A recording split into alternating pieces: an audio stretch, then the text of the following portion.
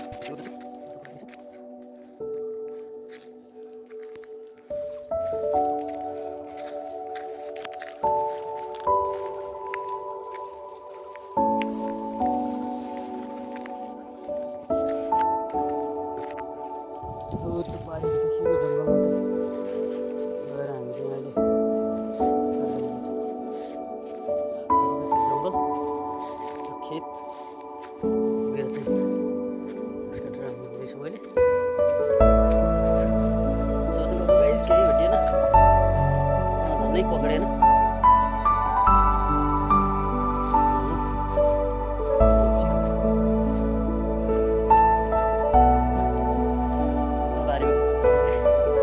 आवाज पनि सानसानो आइरहेको छ साथीहरू।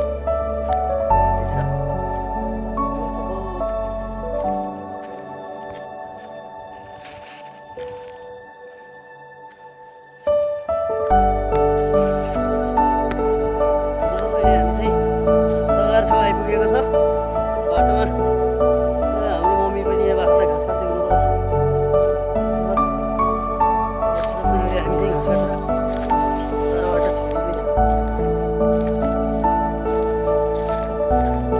आइपुग्यो घाँस काट्न गएको यात्रापछि अवस्था के रहेछ पाइयो।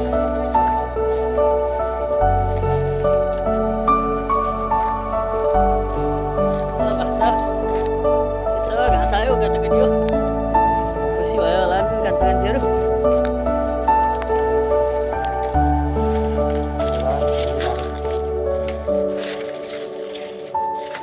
के छ मुन्नु, के छ हाम्रो मुन्ने?